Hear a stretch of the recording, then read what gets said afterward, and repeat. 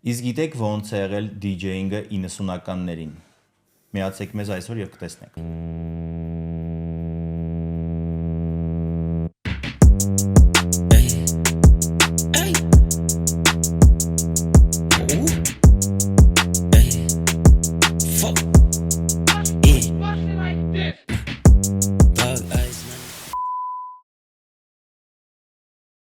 Ողջույն բոլորին ողջունում ենք եւ գտնվում ենք Rec and Roll ստուդիայում, որի համար շատ շնորհակալ ենք ու դուք գտնվում եք մեր YouTube-յան channel-ում Triangle-ում Frequency մեր հերթական podcast-ն է եւ այսօր ունենք շատ հատուկ հյուր լեգենդար DJ մեր լավ ընկերը, մեր մեծ ընկերը, հաղորդավար Արամ Չախոյան։ Եվ ուղղակի շատ լավ մարդ։ Բարև ձեզ։ Ողջույն Արամ ջան, մերսի շատ որ եկել ես։ Ուրախ ենք շատ լավ։ Շատ ուրախ եմ։ Ու գիտես ինչն է լավ, որ ես նայել եմ բոլոր թողարկումները ոդկասթի։ Լավ որ նաև որոշեցիք 90-ականներին էլ անդրադառնալ, ոչ թե մեր օրյա բեմն եք դիտարկում, որովհետև դա շատ հետաքրքիր պատմությունների շարք է ու ես ճիշտ ասած արդեն վաղուց DJ չեմ։ Ես երաժշտասեր մարդ եմ, որը որ ասենք սովորաբար փոքր շատ աուդիտորիայի համար, լսարանի կամ մարդկանց համար, ասենք երաժշտություն է շեյր անում, կիսում Դե մենք քանի որ այդ բայց ժամանակին իհարկե այդ մասնագիտությունով տարված եմ եղել ու զբաղվել եմ ու ես կարծում եմ պատմության կրող եմ ավելի շատ։ Տղեկ ջան։ Այո, կոնկրետ մեր ժամանակից հիմնադիրներից եւ մարդկանց իստմա շատ հետաքրքիր է ինչպես է սկսվել այս ամեն ինչը, ինչ ճանապարհներով, դրա համար հենց այսօր էլ դրա համար հավաքված ենք ժողովուրդ ջան։ Ես հաճիկով կպատմեմ։ Հա, Արամ ջան, քանի որ նաեւ դիտել ես, հաստատ կիմանաս, որ մենք ռուբրիկա ունենք, խոսում ենք սկզբից աշխարհում կատարվող իրադարձությունների, էլեկտրոնային երաժշտության եւ փառատոնների, ընդհանուր քլաբերի Ընդհանուր ժամանակակից ինչ-որ նորություններ, որոնք որ այս պահի դրությամբ տեղի են ունենում ու հետո արդեն ոնց որ կարադառնանք մեր հարցերին։ Մեր առաջին նորություններից մեկը է, հա, այս վերջերս ինչ-որ հետազոտություն էին արել, որ ընդհանուր ժամանակակից սցենայում DJ-ները 30 վայրկյանվա ընթացքում ընդամենը կարող են կապը աուդիտորիայի հետ կորցնել ահագին մեծ նյութ էին դրա հետ կապված գրել ու ուզում եմ մի հատ դա էլ քննարկենք, օրինակ ինչ կարծիքի եք դրա մասին ու համաձայն եք թե չէ, էլի որ ասենք օրինակ այդ կապը տենց կարճ ժամանակում կորցնելուց հետո կարող է եկա ահագին ժամանակ տևի, որ ասենք վերականգնես դա դիսկոնեկտ է լինում, հա։ Հա, էլի, ասենք պայտակ կարող է ինչ-որ սխալ տրեք դնես, ոչ սխալ տրեք selection-ից դա կարա լինի, կարա DJ eye contact չլինելուց լինի։ Հա, ասենք այդ շատ դեպքերում լինում է օրինակ տենց ինչ-որ մեծ փոսեր է լինում, օրինակ տրեկի մեջ տենց մարդիկ թողում են դուս են գալիս զարից, բան տենց բաներ եմ ես իհարկե տենց մեր մոտ նկատել եմ Հայաստանում, որ ասենք հիմնական մանավանդ այս ժամանակակից օրինակ մելոդիկ տեխնոյի մեջ լինում են դե շատ մեծ փոսեր են լինում լավ երկար ասենք կարող է մի րոպե ու կեսանոց ինչ որ փոսեր լինեն ու ասենք տենց է որ մի 30-40 վայրկյանից մեկ էլ տեսնում ես մարդիկ դուրս են գալիս ասենք գնում են ծխելու ասեն լավ մենք ծխենք գանք նոր տենց է որ շարունակենք դե ծխողը մի դուրս գա ծխի ասեն այդ պետք չի DJ-ին մեղադրել ուզում եք դրա մասին հիմա խոսենք կարող ենք հա քննարկենք այդ նորությունները ոնց նորությունների մի մասն է սխալ կա այդ կարևոր բանը որ պետք է հասկանանք տեսեք ամեն DJ իր ամպլուան ունի կան մեծ տարածքների մեծ ասենք հանդիսատեսի համար DJ-ներ ասենք Փոլ Վանդայք, Արմին Վան Բյուրեն եւ այլն ասենք այսպես ստադիոնային հա ասենք մարզադաշտային մասշտաբների DJ-ներ են համապատասխան հզորության ձայնով լազերային ասենք լուսային էֆեկտներով գոլոգրամաներով չգիտեմ մեծ LED էկրաններով եւ այլն լրիվ ուրիշ հիմա պատկերացեք Արմին Վան Բյուրենին բերես փոքր ակումբ ու նվագի ինքը ինչ էֆեկտ կլինի ինչ եք կարծում ես ընդհանրապես չեմ պատկերացնում հա ու հակառակը կամ էլ ասենք չգիտեմ downbeat ասենք 110-120 BPM-անոց down tempo նվագողին տանես ասենք ստադիոնում հա ուզում շատ կարևոր է հասկանալ DJ-ը ինչ երաժշտություն է մատուցում ինչ է սիրում որովհետև DJ-ին ասել, այ գիտես, DJ-ին մարդը չի, չգիտեմ, թող չնեղանան ինձանից բազմաթիվ տաղանդավոր տղաներ, որոնք օրինակ պայմանական չգիտեմ, կարոկե ակումբների միջումներին են նվագում, դա էլ է մասնագիտություն։ Ասենք նվագել ինչ-որ մի բան կամ երաժշտություն միացնել, որը որ բիզնեսին է նպաստում։ Ինչ-որ պատվեր կատարել եւ այլն։ DJ-ը չպիտի պատվեր կատարի։ DJ-ը այն ժամանակ է տալիս արդյունք, երբ որ ինքը share անում իր երաժշտությունը հավաքված մարդկանց հետ։ Մենակ այդպես տալով դու հաստորեն հնարավորություն ես տալիս մարդկանց վերցնել ու իրանցից ստանալ այդ feedback-ը, այսպես ասեմ։ Հիմա այդ կոնտակտը կարա խախտվի, որովհետև չկա կրիտերիաներ, ցուցանիշներ չկա, էլի, ասենք օրինակ սա լավ երաժշտություն է, սա վատն է։ Գոյում մի բան պիտի ասեմ, չկա լավ վատ երաժշտություն։ Համաձայն եմ այդ առումով։ Չկա։ Կա դասական կառուցվածքային, ասենք, մեծ ծանոթ, հա, ասենք, հեղինակներ, որոնք որ միջնադարում բերել են գիտություն, ասենք, ձևավորել երաժշտությունը սոլֆեջիո, որ անցել է, գիտի, որ օրինակ, չգիտեմ, այս ինչ կառուցվածքները կան, ռիթմիկ, կամ չգիտեմ, կվինսեպտ ակորդներ, կամ չգիտեմ, ասենք եւ այլ նման բաներ, Բախ, Բեթհովեն, Հայդեն,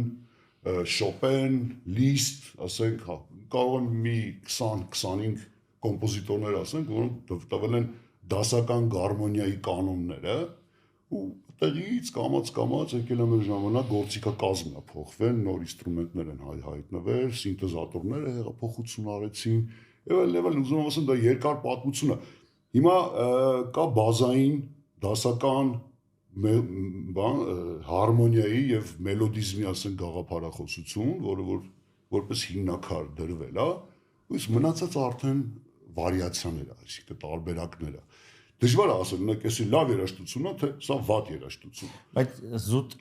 ճաշակի կամ ընկալման վիճակի բան։ Հա, լավի վատից էլ բացի, բայց DJ-ի ոնց որ աշխատանքի մեջ էլ մտնում է, չէ, որ ասենք նենց անի պատբոր կան, նույն ասենք նույն այդ գարմոնիաների պատբոր կան, քիչ DJ-ներ կան հիմա, օրինակ, որ իրանց track-list-ը հավաքելուց հետևում են, որ գարմոնիաներով համապատասխան լինի իրար։ Հիմնականում ասենք, հա, շատ քիչ DJ-ներ են անում, մի իմացածների մեջ երևի 5% միքսի ժամանակ ինչ-որ դիսոնանս է առաջացնում ներքին։ Ես կարծում եմ, որ ընդամենը չնչին տոկոսն է ակումբային կյանքի մասնակիցների այդ նյուանսները ընկալում DJ-ի աշխատանքի մեջ։ Մեծ մասը դե սկսեք նրանից, որ գիշերային կյանքը ինքնիրենով դա ինչ է, դա բոլոր ժամանակներում այդ խնդիրը եղել է։ Եղել են ինչ-որ մարդիկ, որոնք որ մյուս օր առավոտյան աշխատանքի գնալու անհրաժեշտություն կամ խնդիր չունեն, հիմա ուզում են երեկոմ գիշերային մարդիկ են։ Վամպիրի կյանքով են ապրում։ Ցելը քնել են, գիշերը որոշել են դուրս գալ զվարճանալ։ Հիմա ինչ-որ ձևով պետքա ինչ-որ բան տաս, չէ, գիշերային կյանքի մարդկանց։ Դա ընտրությունները շատ կան։ Հիմա գիշերով նույնպես չի, ընտրությունները շատ մեծ է, որ ասենք, չգիտեմ, կարող է սրանով զբաղվել նրանով։ Մեր ժամանակներում գիշերային կյանք կոչված է, ենթադրում է, որ դրանք ինչ-որ մի հատ համայնք է մարդկանց, որոնք որ հաջորդ օրը չունեն պարտավորություններ, անհրաժեշտություն, կարող են տնից դուրս լինել։ Դե հիմա գիշերով եկել են միտեղ, լսելու են բարձր երաժշտություն, որի մեջ մեծ մասամբ բար չկա, տեքստ չկա, ինչ որ ռիթմերի ու ինչ որ ձայների կույտ է, ասենք միախառնվածություն, հա։ Ալկոհոլ են օգտագործում, չէ։ Ինչ որ բաներ են օգտագործում։ Հիմա այդ միջավայրի մեջ գնահատել օրինակ սա լավ երաժշտություն է, թե սա վատ երաժշտություն է։ Մի քիչ գիտես, ասենք ով կարող է դա, ասենք հաստատի, օրինակ ասել, սա լավ երաժշտություն է, իսկ սա լավը չէ։ Չկա տենց հասկացություն, հասկանում եք, ու շատ կարևոր է հասկանալ, օրինակ DJ-ը ինչ խնդիր է լուծում, այսինքն իր խնդիրը ինչն է, հավաքված մարդկանց, չգիտեմ, իր այսպես հոտարության նյութի վրա փորձի կամ ձեռքի տակ եղած հսկայական ֆոնոտեկայի կամ չգիտեմ թարմ երաժշտության կարողանան մի հատ ինչ-որ միջավայր ստանա, որտեղ որ մարդկանց լավ կլինի, ուրախ կանցնի։ Ես շատ բաներ կարող եմ պատմել, օրինակ գիշերային կյանքի մարդիկ նրանք առաջին հերթին զարգացած դաստիարակված մարդկանց համայնք է, որովհետև պատկերացու գիշերով միտեղ որտեղ որ մեծ քանակությամբ ասենք ոչ թափ վիճակում գտնվող մարդկանց բազմություն կա ու տեսնելով ստատիստիկան, ասենք դեպքերի, միջադեպերի, ենթադրության են գալիս, որ դրանք զարգացած, տեսած, ինչ որ չափով, ասենք ներքին կուլտուրայի կրող մարդիկ են, որոնք որ հավաքվում են միտեղ ու բոլոր կանոններ կա։ Ասենք հրեցին մեկի ոտքին կանգնեցին, ներողություն խնդրի, նեղություն մի տուքո, ասենք բարելու կամ զվարճանալու ժամանակ հարևանների դրանք չգրված կանոններ է, ասենք դաստիարակված մարդկանց, որոնք որ հենց ակումբային կյանքն է, կյանքի բաղադրիչ մասերից միանշանակ համաձայն եմ ես դրա հետ, միանշանակ համաձայն եմ, որովհետև կոնկրետ օրինակ, որ նայում ես մի քիչ այլ ժանրի երաժշտությունը, օրինակ, որտեղ որ ասենք նույն այդ ընդհարումներ, բաներ կարող է նույն ասենք, չգիտեմ, ինչ որ pop երաժշտության եւ այլն, որ մարդիկ էլի խմում են, էլի ժամանակին անցկացնում։ Ռեստորանում օրինակ լավ խմած ինչքան գիտենք դեպքեր, ասենք շշերով, բայց օրինակ ասենք մենք էլ 100 տարի միջոցառում ենք անում մատերից վրա երևի, մի ձեռքի մատերի վրա կանեմ հաշվեմ, որ ասենք ինչ որ գրեթե չի եղել կարելի ասել, ինչ որ տեղում տենց որ լուծվել է, թողել են գնացել են։ Ցույց է տալիս, որ չին տոկոս է կազմում ընդհարումների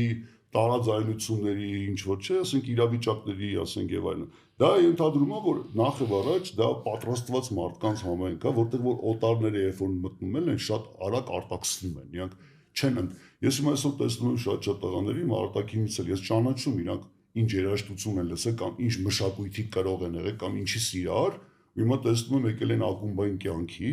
ու իրանք իրանք շատ զուսպ են պահում արդեն համապատասխանում են այն միջավայրի, որտեղ որ գտնվում են ու դա էվոլյուցիա է։ Հիմա պետք է հասկանանք DJ-ին ինչ խնդիր է լուծում։ Այդ DJ-ին կանչել եք որ զվարճացնի։ Ես օրինակ շատ լավ հիշում եմ ժամանակներ, երբ որ օրինակ անպայման չէր դա լիներ ակումբ, որտեղ որ չգիտեմ, էլ ակուստիկներ կամ ասենք, չգիտեմ, լավ լուրջ թանկ ակուստիկ համակարգ էր դրած կամ լիքը փող էր ծախսած, բայց ասենք այդ ընդհանրապես մի հատ երկար ստոյկա էր, ժպտերես մարդիկ էին, ու այդ մարդիկ այդտեղ հավաքվում էին, DJ-ը միացնում էր խառը երաժշտություն, ոչ մեկ ուշադրություն չէր դարձնում ինչ երաժշտությունը, ուղղակի ուրախ էին, մեկը մյուսին հյուրասիրելով, շփվելով։ Հիմա ռեյվերին որ գնում ես այդ կապյուշոնները գլխներին քաշած, մռայլ երկու օր չքնած աչքերի տակ սև, մի ասենք մի շիշ ջուրը ձեռքը, ասենք քրտինքի ասենք հոտա կանգնած, ասենք այդ ահռելի տարածությունում շփում չկա, մաքսիմում կարող է ընդմիջումներին դուրս գան մի քիչ ասենք հովանալու մի երկու բառ իր հետ փոխանակվեն։ Ի վերջո նպատակը այդ նման հավաքների այդ նաև ծանոթություններ ձևավորելն է եւ այլն։ Ես կողմնակից եմ հիմա գուցե տարիքսել է։ Ես շատ կուզենայի Երևանում այդպես երկար հա ստոյկայով մի հատ տարածք լիներ, տեղ լիներ, մարդիկ հավաքվեին Բեպիդիսյատը դվա, ասենք 52 կոկտեյլներից են, բան թրիշկուղի սա կառուցեն, զլյոտնի պասադիչնի պալասը, այդպես վառած ասենք, դες մեկը մյուսի, մենք դες բաներով ենք մեծացել, հասկանում ես, մենք զվարճանում ենք, ծանոթանում ենք, հյուրասիրում ենք, շփվում ենք, կիսում ենք, ինչ որ բան այդ զվարճանքը չկա։ Ճիշտ է, հիմա պատասխանում է։ Կյանքի արագությունից է միգուցե հիմա, թե ինչից է, համ երաժշտությունն է արագացել, համ մարդկանց կյանքն է արագացել։ DJ-ների մեծ մասում, որ ես սա տեսնում եմ երիտասարդների, հոյակապ տեխնարներ են, պիաներ, ասենք 3000-ը ընենց են քամում իր հնարավորություններով, որ ես կերազեի, ես ասենք չճանաչում այդ ապարատը։ Իսկ իրանք գիտեն ոնց ասենք լուփեր անեն, ոնց ասենք տեղում բիթ հավաքեն, որտեղ կարողանան ասենք օգտագործեն ասենք sample դնեն եւ այլն բանը ռիթմիկ կառուցվածքը փոխեն ընդ հարյուրավոր ինքը շատ լուրջ գործիք է եթե իրան լրիվ տիրապետես ու ես տեսնում եմ այսօր այդպես տղաներ կան աշխատում են բայց երբ որ հարցում ես ասում ես լավ իսկ օրինակ լսել ես left field կամ crystal method կամ թեկուս prodigy լավ prodigy-ին կարող է լսած depeche mode դրանք էլեկտրոնային երաժշտության ասենք հիմնաքարերն են մարդիկ են օրինակ Klaus Schulze չեմ ասում, ասում ես գերմանական ասենք industrial techno-ի հիմնադիր, պայմանական, այդ դրանք դժվար բարդ բաներ են, բայց գոնե պետք է ասենք վերջով մի քիչ պատմություն է նայես, որտեղից է դա եկել, ոնց է։ Այո, մի բանով եթե զբաղվում ես կոնկրետ ասենք նույն DJ-ինգն էլ, այդ կարող է տենց մարդիկ կան, չէ՞ որ ասում են տիպը DJ-ը ուղակի երգեր է միացնում, բայց այդ երգեր միացնելու հետևը լիքը բան կա կանգնած, բավականին երկար ճանապարհ պետք է անցնես այդ երգեր միացնելու։ Հիմա առաջնային DJ-ների համար լայքեր հավաքելը, շատ կոմենտներ ունենալը, ռիվյուները, ինձ թվում է առաջնային ցավոք սրտի չափանիշները DJ-ի լավ ու վատ լինելու շատ լղոզված է։ Այդ ասածս։ Ես ճանաչում եմ DJ-ների, որոնք որ մի քիչ ժողովրդի լեզվով ասում, հարսանիքներն ընենց են տժացնում, հա։ Ու դայում ես մարդիկ անկեղծ ուրախ են։ Ի վերջո մեր նպատակը ի՞նչն է, եթե մեզ կանչել են, վճարում են, որպեսզի մենք երաժշտություն միացնենք, ուրեմն պիտի այնպես անենք, որ մարդկանց լավ լինի։ Հիմա դա մի ամպլուա, մյուս ամպլուան, ասենք DJ-ը այնքան քաշ ունի ու այնքան հեղինակություն ձեռք բերած տարիների ընթացքում, որ ինքը հրավիրում է մարդկանց, որպեսզի իրանք իր հետ կիսեն իր սիրած երաժշտությունը։ Դա մի ուրիշ high level է, ասենք DJ-ինգի, որ օրինակ դի այդ մարդը ասում է, եկեք, ես այսօր իմ սիրած երաժշտությունը եմ միացնում, եկեք իրար հետ այդ մուզիկան լսենք։ Կան մարդիկ, որոնք գնում են, որովհետև այդ selection-ը իրանք չեն գնում այնտեղ, այ ստեղ ոնց որ շատ երկար էր այս փոսը դիրքան, հա, եկեք գնանք դա ծխենք, միջև մի լավ բան կդնի հետ կգանք։ Չէ, իրանք եկել են այդ մարդու հետ, այդ իր այդ էմոցիոնալ դաշտի մեջ են մտնում, իր այդ շեյր են, ինքը շեյր է անում, դուք էլ իր այդ բռնում ես։ Վաղը դու կկանգնես շեյր կանես, ինքը միգուցե գա քո այդ միջավայրը կիսի։ Ստեղ չկա ցուցանիշ։ DJ-ը կարող ասենք սկսի մի բանով, հետո մի հատ ուրիշ բան մտնի, չկա խնդիր դրված, օրինակ գիտես, ասենք ուղիղ 124 BPM կամ 126 BPM-ի վրա ժամ ու կեսանոց դուս դմդմփոց, ասենք այդ ռիթմը պահես, կարճ մենակ են դեմի ու վերջի, ասենք դե ցանկացած տրեք, եթե ես հիմա նամեն մարդիկ ունեն տեղ չեն, ունի ինտրո կոդա ունի, չէ՞։ Տեղ է տալիս, որպեսզի DJ-ը կարողանա մի գործը մյուսի հետ, ասենք համ մեկ տեղի դրանք հանած են մեջտեղի կոպիտ ասած են ամենասոչնի, հա, մսոտ մասերն են միացնում ու տենց կարող է ժամ ու կեսանոց սեթ հավաքի, մարդիկ դες թրվռան, ու տենց էլ չհասկանան ինչ լսեցին, բայց ասեք բոլորին տենց ռիթմը պահեցին, հիմա մարզադաշտ չէ, էլի, որտեղ որ խնդիր եկել բոլորը վազեն կամ պարեն։ Շատ դեպքերում նույնիսկ կներես Արամ ջան, հա շատ դեպքերում նույնիսկ որ այդ մարդիկ կրթության պակաս ունեցող, այսպես ասած, որ չգիտեն, որ ասենք այդ տրեկը ունի կազմվածք, դու իրան պետքա սկզբից սկսես, այդ 10 վերջավորությունը, այդ սկզբի վերջի միքսերու հատվածները, որ ասենք կան, շատ մարդիկ որ գալիս են, տիպը լինում է, այտենց դաժե ես եմ լսում բողոքները, ասենք օրինակ լինում, ասում են տրեկը շատ երկար պահեցիք խոսքի։ Դե տրեկը այդքան է, ցա վտանեմ, այդ տրեկը սկիզբ ու վերջ ունի, ինչ է նշանակում շատ երկար պահեցիր տրեկը։ Ցանկացած գործը դուր գալ բոլորին դատապարտված է, միանգամից եմ ասում։ Դրա համար մեծ փառատոներին, մեծ ռեյվերին պայմանական նախորոք, ասենք DJ-ը ունի ծրագիր մշակած, թե ինքը հեղինական, նաև ասենք մուզիկա գրում, իր տրեկերն է մեծ մասում պրոմո անում, բնական է։ Սետեր կա, որտեղ որ օրինակ ինչքան ենք, ես նրբություններ ասեմ, մեկ համաձայնվեք, տրեք կա լսում ես, շազամ չի անում, որտեղ ինքը դեռ թողարկը չի, էքսկլյուզիվ է սետի համար է նվագե, հետո ասում ես մի ամիս, նոր հետո ինքը զակազ է տալիս, պրեորդեր է տալիս, այդ էլ հետաքրքիր բան է, ես այդպես բաների հանդիպել եմ, որ ասում ոնց անենք այս տրեք ուզում եմ, շատ ուզում եմ ունենամ, բայց չկա ինքը, որտեղ էդի special, ասենք այդ սետը։ Կա տենց մի բան, կա մարդ, որ լրիվ ասենք մուզիկա չի գրում, ուրիշների մուզիկան է նվագում շատ հաջողակա մարդ կա, որ բացառապես բեդուին ասենք 90%-ով իր երաժշտությունն է նվագում, 10% էլ իր ընկերների կամ ասենք նույն չգիտեմ, ասենք իրանց այդ լեյբլի կամ ասենք իրանց այդ համայնքի, հա, երաժշտական։ Ուզում եմ ասեմ, այդ ցուցանիշները օրինակ, չգիտեմ, այս DJ-ը լավ երաժշտություն նվագեց, վատ երաժշտություն նվագեց, լղոզվել է շատ վաղուց, պետք է հասկանալ DJ-ի ինչի համար ես դու գնում լսես։ Գնում ես իր այդ կիսես այդ հրճվանքը երաժշտությունից, որ ինքը սիրել է ու եկել է շեյր անի, թե եկել ես լսես ոնց է ինքը, ասենք մեխանիկական խնդիր լուծում, քեզ պրոստը պարացնելու։ Այդքանը որ հասկանան մարդիկ, իմ կարծիքով շատ ավելի սահուն ու շատ ավելի լավ կանցնի բոլոր միջոցառումները։ Քեֆդ լավ, հա, տրեք ես լսեց, հրճվել ես, ցնցվել ես, ասում ես, այս ինչա շազում ես անում, մյուս օրը երբ որ ասենք արդեն զարթնել ես, քնել ես, արթնացել ես, լսում ես, լավ ես, ինչա։ Եղել է ձեզ։ Սենց էլ եղել է։ Չես ընկալում, ոնց որ այն չի, չէ, ոնց ասում ես, լավ, այս տրեքներ երեք ինձ դու եկե։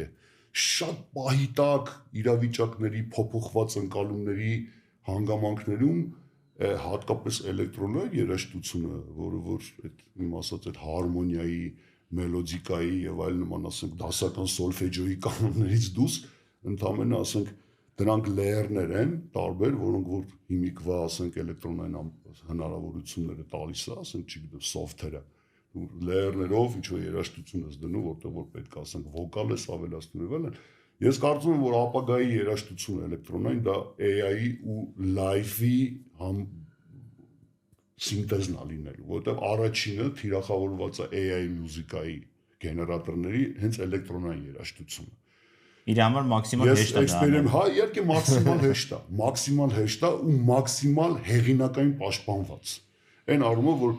շատ դժվար կլինի էլի հաստատել, որ օրինակ այս էլեկտրոնային գործը գեներացված այսինչ արտիստի երաժշտական մտածողության վրա կառուցած։ Փոխանակ ասենք Kanye West-ը, որը որ Սիդայը նոչ է երգում, դա Kanye West-ի ձայնն է, չէ՞, վերցրել գեներատորը, վերցրել, այնտեղ հեշտ է հաստատել դա։ Տենց էլ գրում են, ստեղ ու չես կարողանում հաստատել, որովհետև ինքը էլեկտրոնային ձայներ է, հասկանում ես, մի խոսքով շատ բան ունենք խոսելու, ես կիսվեմ ամեն ինչով, ինչ որ զգացել եմ տարիների ընթացքում։ Այո, մինչև անցնելուն քեզ հարցերը, հա, արագ անցնենք այս թեմաների շուրջ եւ սկսենք Արամին հարցեր տալ, հա, ուրեմն Հունգարիայում մարդիկ կազմակերպել են rave, հենց խորհրդարանի դիմաց, որպես բողոքի ակցիա, խնդիրներ են առաջացել կառավարության հետ, ակումբների, սեփականատերերի հետ լիքակումներ փակվել են ինչ-ինչ պատճառներով, թե դրաքսերի, թե ու շատ լավ համընկավ, որ կակրաս իրանց մոտ ղեկավարությունը փոխվել էր ու տենց թողեցին, որ տենց ազգային ժողովի մեծ ճանապարհեցին, Օրբանին ճանապարհեցին երկար իրանց սպասված, ես չգիտեմ ճիշտ ասած իրանց մոտ ինչ վիճակ էր, ոնց նայում էի, ոնց որ մի մասը կողմ էր, մի մասը դեմ էր, բայց ընդհանուր վերջում ունենք այն ինչ ունենք ու ունենք այն, որ ասենք դրանից հետո մի անգամից հենց ազգային ժողովի դիմաց մեծ rave են կազմակերպում, շատ մեծ rave-էր, mapping-ով, բան եւ այլն, կոչելով Dance of Freedom։ Այո։ Դե հիմա հայպա դա։ Այդ պայտակ պրոմոութերները, կրեատիվ մարդիկ ասել են, դե ոնց կարանք ես շրջադարձային պատմական իրադարձությունը չօգտագործենք, եկեք հրավիրենք երիտասարդներին ինչա պետք առիթ, այո, այդտեղ հա զվարճանան։ Գիտես, ես ճիշտ ասած նայում եմ օրինակ այն ամենա քեզ լավ ծանոթ, ասենք ժամանակակից էլեկտրոնային արտիստի view-երը կամ լսածների քանակները կամ լայքերի, որ նայես ու համեմատես օրինակ Katy Perry-ի հետ, պատկերը միանգամից է երևում։ Pop երաժշտություն ու ասենք էլեկտրոնային, ինչ հսկայական, այսինքն հա, որ ինքը տես տարի զարգանում է, ինքը գիտես ինչ է հաշվին է զարգանում, ինքը գնում անես տեղեր, որտեղ որ նախկինում չկար, հասկանում ես, ինքը rave-եր սկսում է լինել անենց տեղերում, որտեղ որ ժամանակին ինչ-ինչ պատճառներով արգելված է, դրա հաշվին է թվում, որ շուկան մեծանում է, նույն Անգլիայում, նույն Ֆրանսիայում եւ այլն չեմ ասի, որ էլեկտրոնային երաժշտությունը, ասենք այտենց մի տարի մեծ թափ հավաքում, չէ, ցուցանիշները նույնն է, հասկանում ես։ Ու հիմա այնքան DJ կա։ Հիմա DJ-ինգը արդեն այն էքսկլյուզիվ մասնագիտությունից դարձել է շատ սովորական մասնագիտություն, հասկանում ես, ասենք ես ընկեր ունեմ 3 շաբաթում կարա սովորացնի քեզ օգտագործել turntable-ը իր հնարավորությունների լավ 75%-ով իդեալական,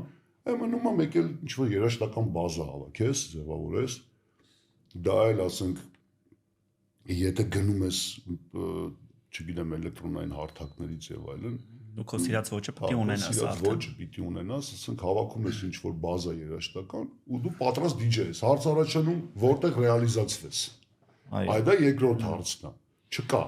Ու մեր մոտ կոնկրետ մեր մոտ դա խնդիր է, հա։ Իսկ ինչ ես կարծում, մեր մոտ օրինակ ազգային ժողովի դիմաց որ տենց ինչ որ rave լիներ, կգային մարդիկ շատ կգային, հա։ Կգային նույնիսկ մարդիկ, որոնք որ այդ մշակույթի հետ առնչություն չեն ունեցել։ Ուղղակի մարդիկ են հավաքվել, դա ամբողջի հոգեբանությունն է։ Կա մի քանի երևույթներ, դու կոտրված պատուհանների ֆենոմենը գիտես, չէ՞, այտենց հասկացություն կա։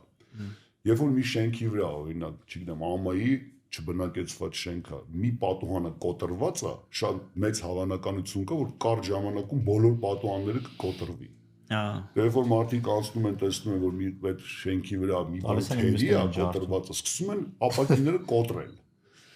Իսկ երբ որ կանգուն է, նշանակում է տեր կա, վերահսկողություն կա, կողքով անցնում են։ առանց անվտանգության աշխատակիցների, տենց երևույթ կա։ Նույնը ամբողջն է, տենց է աշխատում։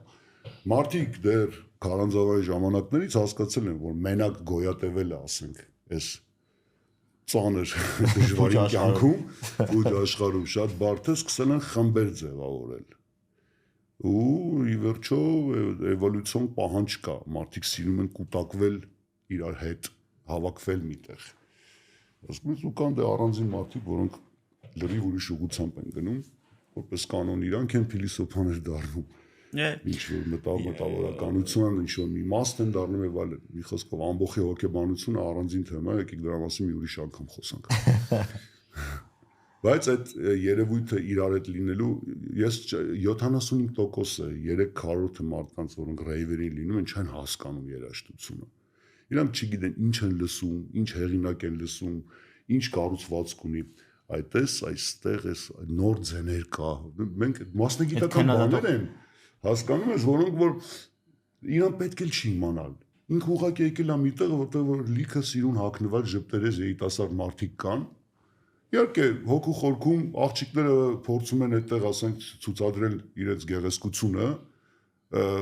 ծանոթություններ հաստատել, չգիտեմ, իրենց պայմաններով եւ տղաներն բնականաբար գալիս են այդտեղ, որտեղ որ շատ սիրունիկ աղջիկներ կան։ Մնացածը տարբերակներ է արդեն։ Public event-ները ընդհանրապես լավ միտք է, թե վա դու օրինակ ինչ ես կարծում։ Մենք օրինակ դες մտքեր ունեինք, որ կարելի է օրինակ ազգային ժողովի դիմաց ինչ որ rave կազմակերպել։ Դա համել ինչ որ դրսին ցույց տալու համար քո երկրի ինչ որ ազատության մի մաս։ Նամանավանդ որ մեր ազգային ժողովի շենքը շատ գեղեցիկ է։ Անհերքելի է, ճարտարապետական գործոց է։ Ու նաև մենք շատ շնորհակալ ենք, որ պոլիտիկային չեմ ուզում անցնեմ, բայց շատ շնորհակալ ենք, որ հիմիկվա կառավարությունը open minded է, այսինքն նմանատիպ բաների թե գառնու տաճարում կազմակերպել եմ ես որ թողել են նմանատիպ բան կազմակերպել ենք հիմա էլ միտք ունենք ազգային ժողովի դիմաց նման բան։ Մի քանի օր առաջ քաղաքապետարանում եղավ։ Քանի օր առաջ քաղաքապետարանում արեց մեր այլ ընկերը այլ community-ից ու շատ բաց են իրանք նմանատիպ բաների հետ ու հասկանում են որ հիմա ջահելությունը հիմա դա է ոնց որ տրենդ դա է բացի տրենդ դա իմ կարծիքով նույն օրինակ ես երբեք օրինակ չէի իմանա ինչ որ ասենք այդ նորությունը չէի կարդական բան չի անի նույն ասենք այդ Հունգարիայի օրինակով եմ ասում դրսից ավելի շատ մարդ այդ երկրի մասի ինչ որ կարծիք կազմելու Դիվիջալոց Հունգարիայում Եվրոպայի ամենախոշոր ակումբներից մեկն է չեմ հիշան էյֆորիա հա Բուդապեշտ 3 հարգալի 4 հարգալի ես առիթ ունեցել եմ տարիներ առաջ Ուզում ասեմ այն մարդիկ ովքեր որ նույնիսկ չեն լսել օրինակ այդ երկրի մասին նո Հունգարիային չի վերաբերում օրինակ Հայաստանին ա անգամ երկրի մասին չի խոսք եկե ասենք կոնկրետ վայրի մասին ունեք գառնու տաճկաներ ես գառնու տաճարի մասին կարևորը չափական է շատ աշխարհում էդի երկրորդ նախաքրիստոնեական շրջանի ճարտարապետական կոթողը հիմա չափական են այդ դրանից պատասխանատվություն ես վերցնում քո վրա տես չէ բնականաբար այդ պատասխանատվությունը եթե դու ինչ որ մեկը վերցնում է իր վրա այդ մեր համար էլ չեմ ասում ցանկացած մարդ եթե ինչ որ տենց միջոցառում անում այդ առաջին իր պետք է բանը լինի ոնց որ առաջի իր ամենակարևոր կետը որ ինքը կարողանա եթե մաքսիմալ նենց անի որ կարողանա դրտակից դուրս գա որ եթե հանգարց եթե տենց մի հատ կոպիտ ասած գառնի տաճարը կլինի կամ ազգային ժողովի մի հատ քար նույնիսկ պակասի այդ քոսաղ միջոցառումը ոչ մի բան չարժի ուրեմն դրանից հետո դե հա կարծում դրանից հետո ասենք վերջնական հա չեմ կարծում մի էպիսի վնաս հասցնեմ ոնց որ Պալմիրայում ասեմ բայց զուտ ուզում եմ ասեմ զուտ ճանաչելիության առումով երկրի մասին ինչ որ կարծիք կազմելու դրսից կլինի ասենք նույն չգիտեմ հարևան պետություններ նույն օրինակ Վրաստանը մեզ շատ տենց բանով է նայում էլի իրանք շատ վերևից են նայում օրինակ մեզ ու ասենք տենց ինչ որ քայլերը կարծում իրանք է կարող բանել այդտեղ process-ը այդ պետական օժանդակության պետության օժանդակության նման մեծ պրոյեկտների ասենք ավելի շուտ է սկսվել դե այնտեղ հասկացող լավ փող է բերում հա բնականաբար հա պատճառը պետք որպեսզի օրինակ պայմանական չգիտեմ բեդուինը որ գիտեն ծրագրել է հրավիրել է Հայաստան նույն գառնի տաճարում շատ շնորհակալ եմ դրա համար ես որպես բեդուինի սիրար որովհետև բեդուինները եթե ուշադրություն եք դարձել կենթանի երաժշտություն են անում դրա մեջ կա մեղեդի թեպետ շատ կրկնվող հաճախ ինքը այդպես արևելյան մոտիվների վրա ելնելով ասենք իրենց ծագումը, հա։ Քիչ ասենք այդ արևելյան մոտիվների գերակշռություն կա, մտածողությունը այդպեսին է, բայց ասենք կենթանի դա ասենք ինչ որ տենց կրկնվող, հա, 4 քառորդ ասենք ռիթմի, ասում ձայներ չեն, մինիմալ տեխնո, օրինակ, ինչ որ ու կան միշտ մարդիկ, որոնք ասենք, չգիտեմ, քեզ պատրաստ են կյանքը դնել, որպեսզի համոզեն մինիմալ տեխնոն դա աշխարհի ամենաինտելեկտուալ երաժշտությունն է, չէ, այդպես չի, կներեք չեմ համաձայն չեմ, հասկանում ես, որովհետև կա էլի շատ երաժշտություններ, ես կողմնակից եմ կենթանի երաժշտական կատարման, հիմա լրիվ ուրիշ երաժշտություն եմ լսում, թեպետ ասում ժամանակ առ ժամանակ խիստ անհրաժեշտություն եմ զգում, ինչ որ միտեղ, դրա համար ինչ որ փոքր տեղ եմ ընտրում, փոքր, որտեղ 30-40 հոգի մարդ մաքսիմում կարա տեղավորվի, կամ էլ հավաքվում ենք ինչ որ միտեղ ընկերներով, ինչ որ մեկի տանը, որովհետև ոչ մեկին չխանգարենք, գնում ենք ապարատը, կանգնում ենք իրար հետ, ես հաճախ ասում Սերժը, ինչ ենք մենք իրար հետ սիրում նվագել, ասում որովհետև դու քո երաժշտությունն ես իմ համար նվագում, հետո նույնիսկ մատ չկա։ Ես քո համար եմ նվագում, մենք երկուսով իրար հետ մուզիկա ենք լսում, մենք մյուսի հետ կիսվում ենք այդ երաժշտական, ասենք, հրճվանքով, այդ հաճույքով ստացված, ասենք, այդ ունկնդրելու, ասում որ դա կայֆ է մեզ տալի, մենք ու երևի պետք է ուրախ լինենք, որ էլի ինչ որ մարդիկ կան, որոնք մեզ հետ գալիս են, այդ կիսում են, էլի, մենք չենք, այդ խնդիրը չենք լուծում, որ օրինակ հրավիրենք, չգիտեմ, մենք այս վերջի միջոցառումներից մի քանիսը որ եղել եմ, հա շատ քանակությամբ մարդիկ ես, ուշադրի նայում եմ, ես սիրում եմ լինել տես տեղերում, հետևել, ուշադրությամբ հետևել մարդկանց ռեակցիաներին, պահվածքին եւ այլն, իրանք տարբերություն չկա այդ բանը DJ-ն է, այդտեղ կանգնած թե չէ։ Իրանք անունի վրա են եկել։ Իրանք չգիտեն այդ DJ-ը ոնց է դարե այդ արտիստը, հասկանում ես, ինչ ճանապարհ անցե եւ այլն։ Ու իմիջիալոց ասեմ, ես մի հատ շատ հետաքրքիր տենդենս կա։ Սիրված տենց անվանի փորձված DJ-ների սետեր եմ լսում,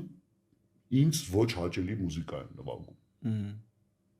Դա չես հասկանում։ Այնպես չի որ չգիտի ձևերը կամ ասենք ինքը այդ երաժշտությունն է սիրում։ Կոմերցիա է։ Բոլորի մոտ էլ մի օր փողերը վերջանում է, հասկանում ես, իրանց անել են, ինչ որ չեն ուզում, բայց պիտի անեն, հասկանում ես, այդ կա շատ փոքր խումբ, հա, արտիստների, որոնք որ օրինակ Դեվիդ Ավգուստը, կյանքում չես կարա Դեվիդ Ավգուստին հրավիրես, ասենք միտեղ, ասես, այ կարաս, ասեք, ես 5000 հոգում պարացնես, տամարները բռնի, ու տենց բանը Կելվին Հարիսի, ասենք, չգիտեմ, տրեկերով սկսի, տենց ու տենց բարձր է, չի անի, այդ մարդը իր աշխարհի մեջ իր երաժշտությունն է նվագում, հա, չգիտեմ, Մակեոպոլեքսը, ասենք, չգիտեմ, էլի տենց մի քանի արտիստներ կան, որոնք իրանք մուզիկա են նվագում ու շատ վաճառվում է այդ մուզիկան իմիջիալոց, ոնց հասկանում եմ, տարիների ընթացքում, իրանք փոքր խումբ են մարդկանց, որոնք ոչ թե նրա համար են, որ պարացնեն, այլ իրանք երաժշտություն են շեյր անում, կիսում, հասկանում ես, ու ինչ-որ մարդիկ կան, որոնք այդ հրճվանքը էլ եմ կրկնում, իրանց հետ կիսում են։ Այդ էլ մի ուրիշ տեսակ է DJ-ների, ամեն մեկը ամպլուա կա, էլի պետք է DJ-ների ամպլուան մենք տարանջատ ենք, տղեկ ջան, ստեղ այդ հասկացությունը մի քիչ շատ թույլ է դրված, էլի։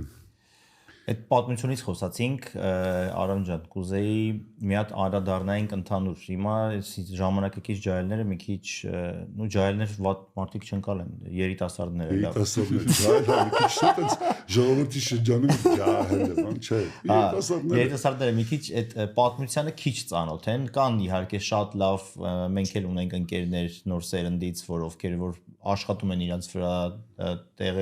տեղեկացնում են իրանք էլ բայց մեծամասնությունը տեղյակ չի ու կուզենայինք մի քիչ խոսեինք այսօր քեզ հետ հենց ինչից ես դու օրինակ սկսել ես գիտեմ 90-ականներից դու սկսել ես այդ երաժշտության մեջ ես եղել արդեն 90-ականների սկզբից ու ինձ մի հատ հարցեր հետաքրքիր օրինակ այն ժամանակ դե չկային օրինակ սոցցանցեր չկար չգիտեմ հա այսինքն ու ինձ հետաքրքիր ոնց դու եկար դրան այսինքն ոնց որոշեցիր օրինակ որ ուզում ես, չգիտեմ, DJ դառնաս, ակումբներում երաժշտություն մատուցես, ոնց եկավ այդ նոր երաժշտություն գտնես։ Տես, ուրեմն ոնց է դա արվել։ Պոպուլյարնի բան չէր էլի այն ժամանակետի։ Օրինակ 80-ականների վերջում պատկերացրու երաժշտություն գտնել է Հայաստանում, ասենք, չգիտեմ, չկար, հեռուստատեսությամբ խճանկար հաղորդաշար կար, որը որ կարող է իմիջիալոց Future Sound of London շատ կուլտային տենց կոլեկտիվ կա, կոտրտված ռիթմերով, breakbeat-ի մեջ աշխատող եղան, որ սկզբի այդ զաստավ կան, հաղորդման այդ Future Sound of London-ի վրա էր արած, որտեղից էին գտել այն ժամանակ հեռուստատեսության այդ ռեժիսորը կամ չգիտեմ մոնտաժողը, ինչը օրինակ մի քանի հատ տենց երաժշտության աղբյուրներ կար, որտեղից որ դու կարող ես լսեիր։ Մենք ասենք ես ասենք հատուկ անտենա ենք, պապաս խնդրել էր իր ասենք ռադիոտեխնիկ ընկերներին հատուկ անտենա են դրել, որ ասենք օտար երաժշտական, չգիտեմ, BBC, ասենք ալիքը բռնենք, Seven Novgorod-ի, ասենք ռոք հաղորդումները դիսիդենտական այն ժամանակ սովետական երկրի համար, որտեղ ամեն ինչը այսպես խլացնում են, գրուշիտ էին անում։ Այդտենց բաներ ենք լսում, հասկանում ես, այն ժամանակ մի հատ ինչ-որ երգ լսելը կամ չգիտեմ ձայնագրել, Կեսլի կամ Pet Shop Boys-ի կամ ինչ-որ մի բան գտնել է, դա նշանակում էր, որ Թիֆլիսից պետք է ինչ-որ մեկը կասետ բերի, հասկանում ես, այդ կասետը դու կոպի անես, հետո մի խոսքով դա մի հատ շատ դժվար, բայց հիմնականում Երևանում ես շատ եմ ասել այդ պատմությունը Բաղրամյանի սկզբին, որտեղ որ հենց ամենը Բաղրամյան, չգիտեմ, հասցեն խոսքով հենց ամենասկզբում, երբ որ արդեն պետքա բարձրանաս դեպի բարեկամություն մետրո, աչի վրա ներկայիս սուշի բարի տեղում ֆոտո կար, Արայիկի ֆոտոն էր, բացի նայից, որ դա դասական ֆոտո էր, որտեղ դհոլով նկար կարող էր անել, կամ գնդակով, ասենք չգիտեմ, այդտեղ նաև պատերի վրա այդ ժամանակվա հայտնի երաժշտական, ասենք, մեծությունների, ռոք աստղերի եւ անո ֆոտոներ կար, ունիկալ բան, այսինքն չգիտեմ, կարող է գիտմ ունի, ասենք ֆոտոն գտներ, քրտնած, ասենք բառաբան խփելուց, այնց քրտինքը ու այդ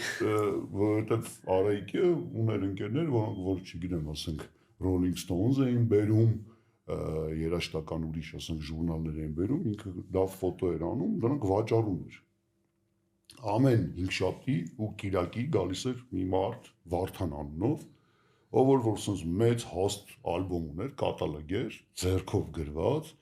որի մեջ բացում էր ալբոմներն էր։ Սաղ ինչ որ այդ ժամանակ կար ու պլյուս պատմությունը վինիլներից, այսպես կոչված սկվազնոյ կանալ հասկացություն կար, կային մագնիտոֆոններ, որոնք որ ձայնագրում էին սկվազնոյ կանալով, այսինքն դու լսում էիր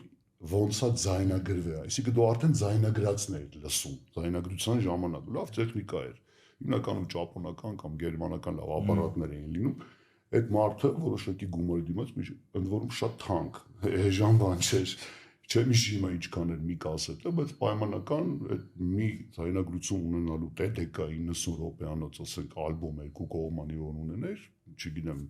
երևի պետք է մի շաբաթ լիմոնադի ցեխում սիրոպ լցնեիր, պայմանական էլի,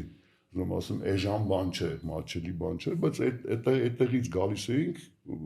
արդեն բոլորս իրար գիտենք, ասում ենք հեն արի ես Depeche Mode-ի ալբոմ առնեմ, դու Pet Shop Boys-ի ալբոմ առ, դու ասենք, չգիտեմ, Led Zeppelin-ի կամ Who-ի այս ալբոմ առ, հետո կփոխանակենք, ես քեզ կտամ, դու այս կլսես կամ կձայնագրես, ես մի խոսքով, այտենց մի հատ փոքրիկ երաժշտական համայնք էր ձևավորվել, ու այդ եղանակով մենք մուզիկա ենք հավաքում։ Ու հենց այդ ժամանակ արդեն Երևանում մի քանի տեղ կար, որտեղ որ կարելի էր գնալ, ասենք, դիսկոտեկա այն ժամանակվա։ Մեկը երիտասարդական ներկայումս գոյություն չունեցող երիտասարդական պալատի կարմիրն էր, կարմիր դալիճը կամ բառը, կրաստին այսպես ասած, միշտ կռիվ էր լինում, անպայման այդտեղ ինչ-որ պարտադիր պրոբլեմ կար, այդտեղ բացառապես հիմնականում տղաներ էին հավաքվում, մեկ էլ, չգիտեմ, պատահական այդտեղ հայտնված ինչ-որ կանայք, ու կար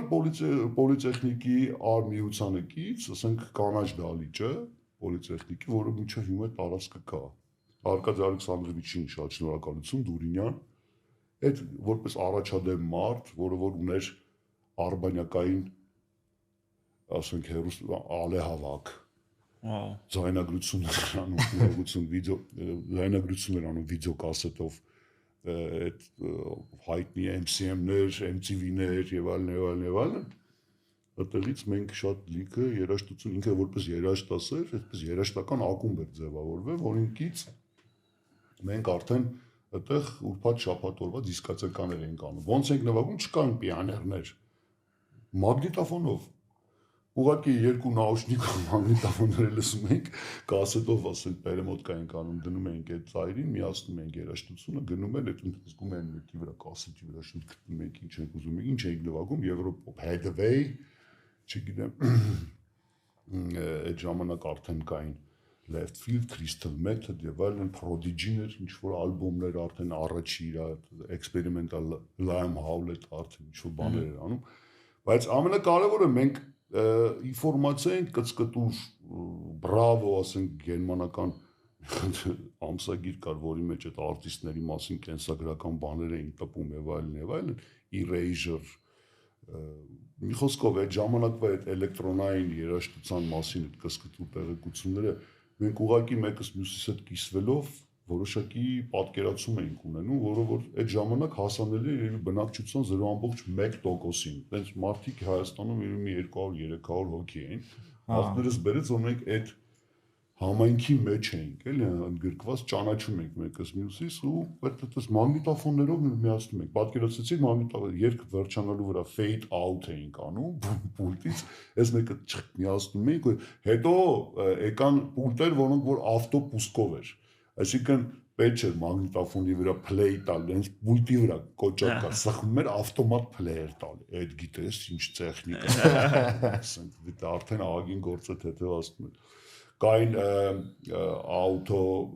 մագնիտոֆոններ, որոնք որ այդ դատարկությունները երկրի արանքում ճանաչում են։ Սխվում էին, ինքը պերեմոտ կայանում կանգնում էր այդ դատարկության վրա, այսինքն քեզ պետք չէր ման գալ երկրի։ Հատիկ լսել արդեն նաուշնիկով։ Մի խոսքով,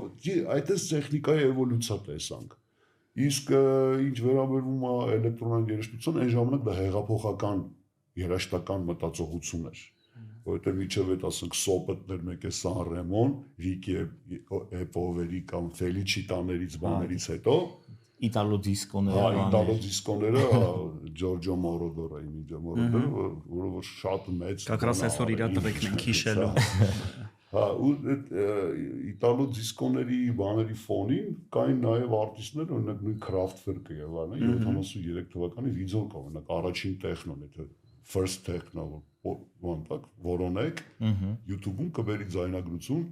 Բերլինում Kraftwerk-ը live techno է անում, ու այն ժամանակ առաջին անգամ հավաքված են ուսանողներ, ուսանց զարմացած, չեք տեսել այդ վիդեոն։ Այմա որ մենք անպայման կմիացնենք Հա, Էդի հա, այդ վիդեոյի ժամանակ մեր մոտ տակից կգնա ու լինքն էլ կդնենք անպայման որ մարդիկ էլ հա, այս բաները պետք է անպայման տեսնել, էլի հասկանում ես, որ տեսնեք, կտեսնեք, որ Գերմանիայում առանձին ճյուղով սկսեց զարգանալ էլեկտրոնային երաժշտություն,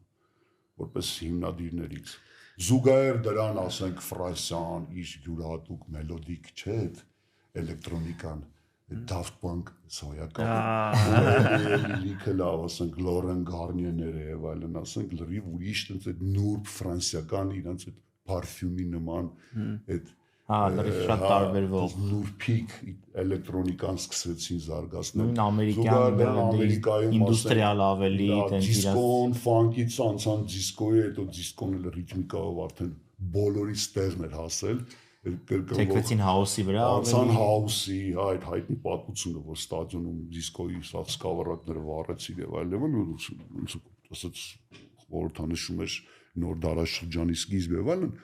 այդ դրանք բոլորը այդեն հեղափոխական փոքրիկ իրադարձություններն են կամ շրջադարձային, որոնք որ բերել են ամեն ինչի, ինչ որ մենք այսօր գիտենք։ Ես շատ եմ ասել, զարմանալի բան է, ամբողջ էլեկտրոնային երաժշտությունը, որ մենք գիտենք, ստեղծվել է ժամանակին ճապոնական, ասենք, Ռոլանդ ապարատների ընտանիքի շնորհիվ։ Ճապոնացիները, որոնք որ ընդհանրապես այդ մշակույթի կարողը չեն եղել, հասկացան, որ այմ այդպես մարդիկ ձեռով են այդ անում, եկեք մի հատ գործիք սարքենք։ Դե առաջի սինտեզները մուգերն էին, որ այդ հեղափոխությունը Սթիվի Վանդերը, Հերբիները եւ այլն իրանք արեցին երաժշտության մեջ սևական մուզիկան սինտեզեցին, հենց սինտեզատորները էլեկտրոնային, ասենք, ստեղնաշարային գործիքներ հետ ու ստացան են ֆանտաստիկ երաժշտությունը, որ մենք բոլորս լավ գիտենք, Բայց զուգահեռ դրան Ռոլանդը այդ 3 ապարատի 303 808 909 մեկը բիթ էր հավաքում, մեկը սեկվենցիաներ էր գիտարային անում, մեկն էլ սինթերն էր անում։ Այդ 3 ապարատը հենց սա էլեկտրոնիկան էր ստեղծում, էլեկտրոնային երաժշտություն էր ստեղծում։ Ես ասել եմ այդ գեյնի կոնդենսատորների չորացածների պատճառով Անգլիայում acid house-ը ստեղծեցին 80-ականների վերջին արդեն սկսեցին այդ Անգլիայում շատ տարածվեցին ռեյվերը, acid house-ը եւ այլ հավաքվում էին տենց երիտասարդները։ Հիմնականում underground rave-եր էին անում 94 թվականին Անգլիայում հասկացան, որ sense չի լինի, երիտասարդները հավաքվում են, դրագեր են օգտագործում, խմում են, կռիվ են անում եւ այլն։ Եկեք մի հատ նորմատիվ ակտ ընդունենք պետական major-ի օրոք էր վարչապետ որ կրկնվող ռիթմը 4/4-ը դում որ եկեք եթե ինքը որոշակի երաժշտության մեջ կրկնվող էլեմենտ կա նման արգելում ենք այտենց որոշեցի ռեյվերի դեմ առնեն հա բայց ասենք այնտեղ արտիստները հասկացան որ եթե խոսքը գնում է մենակ կրկնվողի մասին եկեք դում կոտրենք կինսինկոպա զատակ եւ այլ եկեք բաներ մտցնենք կոտրտենք ռիթմը դուս կգանք օրինական դաշտի օրինական եւ ստեղծվեց նոր ժանր ու ստեղծվեցին ասենք hardcore-ը big beat-ը break beat-ը այնտեղ jungle-ը եւ էլի լիքը բաներ այդ կոտրտված ռիթմերով որոնք որ ասենք ի վերջո հիմա ես որ ու դրա հայտնի ջատագովներից մեկն էլ Նորման Կուկն է օրինակ հիմա որ մեկին հարցնես ով է Նորման Կուկը կմտածեն ինչ որ բան է տիեզերա գնացա միգուցե Չգիտեն ով է բայց Նորման Կուկը լեգենդար մարդ է հասկանում ես Fatboy Slim-ն է ամենահայտնին հիմա ասես Fatboy Slim-ը գիտես ով է չէ չգիտեն ես հարցնում եմ եք զարմանում չգիտեմ ինչից սկսեմ իրեն պատմել որ Նորման Կուկը մարդը որը մի քանի alter ego-ներ ունի սկսած ասենք դուք հիշես Magic Carpet Ride-ը արի կիկիկի Այդ Նորման Կուկն է Այդ չգիտեի Այդ իրա ամպլուաներից մեկն է Վաու Իսկ բանը turn in turn out cop out մի հատ ձայնագրություն կա ոնց է freak power գիտես այդ խումբը տենց մի քիչ ջազային տենց ֆանկոտ Ես գիտեի որ ինքը ոչ տենց երկու ուղղությամբ տենց շարժում հիշում ես այդ մեղեդոն այդ երաժշտությունը Freak Power-ը, դա լա Fatboy Slim-ի պրոյեկտ։ Այդ մարդը մի քանի ուղղություններով, ասենք երաժշտություն էր ստեղծում, անպայման չէ դա էլեկտրոնիկա, բայց ինքը հիմնակարարից էր։ Անգլիայում շատ մեծ, ասենք, պլեյադա եղավ արտիստների, որոնք ահավոր մեծ ազդեցություն ունեցան էլեկտրոնային երաժշտության վրա։ Left Field, Crystal Method, Left Field-ը ընդհանրապես, ասենք, էլեկտրոնիկայի Future Sound of London եւ այլն, որ լսես այդ իրանց հին այդ վաղ ձայնագրությունները դուք հասկանաս որ այդ մարդիկ այն ժամանակ մուզիկա են գրել որ հիմա էլ է լսվում չես կարող հենց դա հենց այն ժամանակվա գրածներն են որ ասենք Բամբատայի այդ Left Field-ը Lefties մի հատ ալբոմ ունեն որ լսես դա կուլտային ալբոմ է մենք մեր հաղորդման ժամանակ վերջում միշտ հիշում ենք ինչ որ տրեկի պատմություն ու հենց այս որ դու ասեցիր նույն բանի մասին ենք էլի խոսում անդադ ու մենք միշտ խոսում ենք որ այդ տրեկերը, այն վաղվա տրեկերը հիմա մինչև հիմա մարդիկ նվագում են ու ռեմիքսներ են անում այդ նույն տրեկերը, բայց այս վերջի ժամանակներին է սենց նենց տրեկեր չկա որ կհիշես կամ ժամանակներ հետո Chemical Brothers-ի Galvanize-ի պես տրեք հիմա կարակ ասեք որ հիմա հենց դա այդտենց տրեկեր են իմացել են արել չի կարելի ու ինքա մեր անցյալ ոդքասթի ժամանակ եւ ջան գնաց կագրած Fatboy Slim-ի Right Here Right Now այդ էինք հիշել տեսալովը ամբողջ էվոլյուցիան ցույց է տալիս սկսած ասեք ջրի մեջ կյանքի այդ նշանների քիչ ժամանակից չաղ այդ ճուվակը Նյու Յորքի ֆոնի որ նստած է ասենք նստարանի այդ պատմությունը կամ Weapon of Choice-ը ասենք Christopher Walken-ով թռնող Fatboy Slim-ի հայտնի, տեսել եք, չէ՞։ Այո։ Ֆանտաստիկ տեսալովակա, հիմա ոնց ասած։ Չեմ պատկերացնում ոնց են իրեն համոզել, դա լեգենդար է դարձել։ Հիշում եք, որ push the tempo եւ այլն այդպես բաներ են տեսալով վիդեոներ նայեք մի հատ push the tempo տեսես ինչ պերսոնաժներ են այնտեղ ասում եմ հիմա տենց երաժշտություն էլ չեն գրում Էտա հիմա պիկը չգիտեմ Elton John-ի հայտնի երգը remix-ն բանի այդ ինչա Dua Lipa-ի չեն գրում ու դաժե ես ասեմ դաժե այդ music վիդեոների վրա էլ տեն չեն խորանում ասենք ես ինչ արտիստ պիտի լինի հիմա AI ասենք որ տրեքներ թողարկում փակվեց որտեղ էլ չկա կոնտենտ ցույց տալու հասկանում ես չեն նկարում David Fincher-ները եւ այլն ասենք կլիպեր չեն նկարում Guy Ritchie-ները հասկանում ես չէ հիմա մարդը իր տրեքը թողարկում է AI-ով Instagram-ով Reels-ը գցում հիմա вообще ասենք всё տես թողարկում է ինդուստրիան մուզիկայի ինդուստրիան այսօր շատ վտանգված է ժողովուրդ ջան ու պետքա դրան պատրաստ լինենք այսօր Սունով գեներացիանով ինձ լուրջ դեմքով ուզում է ապացուցի որ ինքը մուզիկա է գրե ասում դու չես գրե դու պրոմպտ ասել ես ընկեր դու եմ ինձ գեներացրա այս սրա նման sense մի բան ուզում եմ ասեք բանը Դալինը Սոնսը երգը Ֆրեդի Մերկուրիի ձայնով գեներացնում է լսում են հարճվում ասենք գեղարվեստական մասը էլեմենտը որտեղ այդ պատմության մարդիկ 15-20 տարի գիտար նվագել են սովորում որ դուս գան բեմ իրար հետ համատեղ մուզիկա ստեղծեն ծնեն իսկ դու ասենք պրոստը տալիս ես արտիստների ուզում եմ ասենք չէ Մարկուս Միլերը բաս գիտարիստ է լինի երգիչը լինի ասենք Մարվին Գեյը